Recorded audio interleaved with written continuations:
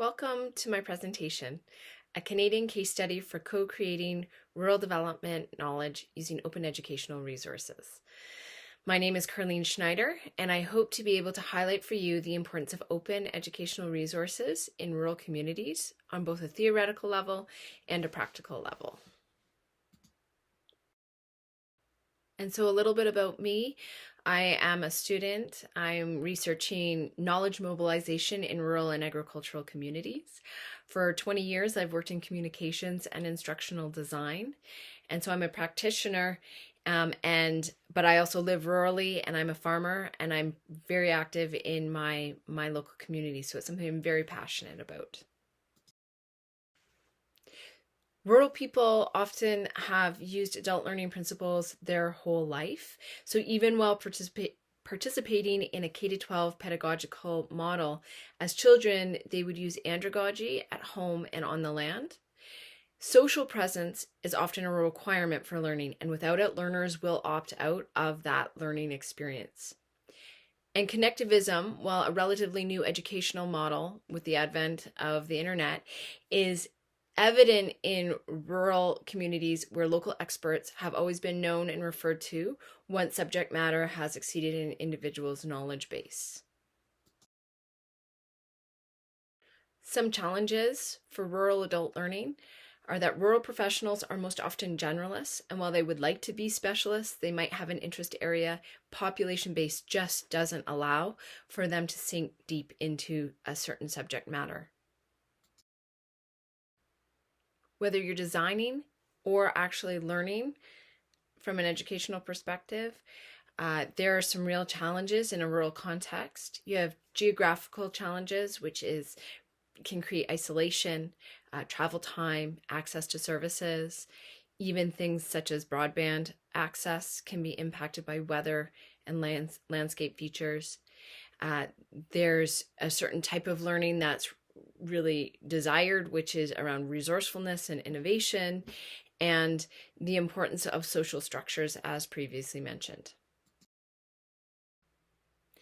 The reality is that if programs and content are required to have a specific participation rate to get funding or resources, or even a reliance on certain technological needs, rural learners will likely not have the learning that is relevant to their context, simply because of the population base. So that is where possibly open educational resources, we saw that as an opportunity.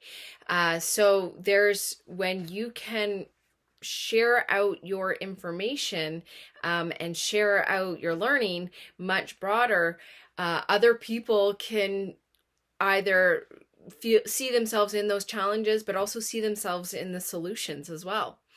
They can also lend new interpretations and innovations and help to co-create new solutions and allow for connection across a very large geography. So we've had people right across from BC, Northwest Territories, all the way to Atlantic Canada, sharing and developing new ideas together.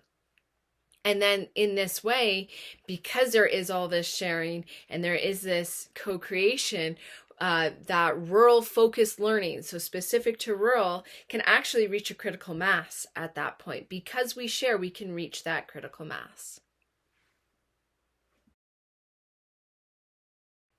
So we created the Rural Thought Exchange program with 3 partners, and we wanted to provide opportunities for rural professionals to learn from each other. We want to provide cross-discipline learning and to create a really contextual learning for the rural context. Our program had 3 main partners. One was a local municipality, a rural municipality, Flagstaff County in Alberta, Green Hectares. We provided the infrastructure and the programming and the reporting. And then Flagstaff Family and Community Services, they provided that social work perspective and became content experts. So I thought it'd be useful to go through the process of how we ran our program and created the content and distributed the content for those of you that may do the instructional design slightly different. Each year we chose a really broad topic.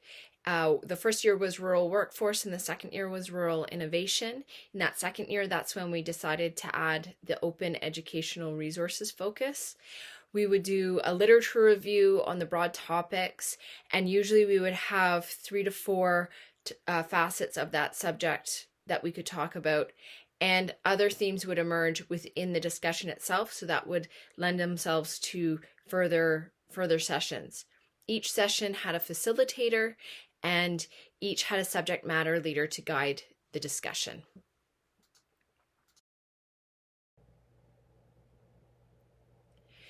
So then we developed the content from those sessions. We would edit the videos to natural conversation changes that highlighted different ideas on the topics. We did thematic analysis and event reports. And these reports were created to report, but they were also created as a reference. So there was multiple uses for them. We identified resources, good models, thoughtful questions, and meaningful quotes. So they can be distributed in different ways. And then we were looking to distribute the content. So using the website as the core place of access for partners, participants, and anyone else interested, they could continue their learning. And so we've been building up our different distribution channels for the open educational resources. So there's these layers. So it started out with the website. Obviously, YouTube is a big one. And then we've now added a learning management system. And so everything is designed as a course, and there's a real richness to that. And then we are now working on sending things out through social media as well, and using the social media platforms. So we're starting with Facebook and LinkedIn, and then we're going to be looking at a few others moving forward.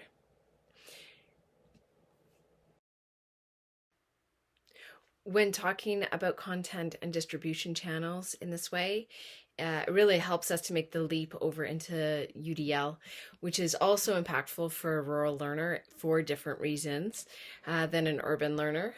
So having a focus on open educational resources helped us create learning, multiple means of engagement. We had synchronous and asynchronous, multiple means of representation. We had print, digital, video, and possibly audio, and multiple means of expression. So varying perspectives provided context for the learner and other participants, plus, going into the LMS, discussion boards, that sort of thing. Now, it wasn't part of our intention to have co-created design, but that is ultimately what did happen. The outcome of co-created design from using open educational resources really became a fascinating thing for me. We did initial research, but each session afterwards, I would have to go and look at someone's experience and dig deeper into the literature on it. So their experience really added something to the overall learning. Teaching presence is definitely required if you're going to do this format, as thinking about the coordination, the distribution, and what the content looks because of those features. The workflow we used was highly relevant and really allowed for flexible learning. And so, we could accommodate most different ideas that came in and most different themes that came up. And then we anticipate that there'll be continued discussion, and that will lead to further co-creation, whether it's on the LMS or on social media or even offline.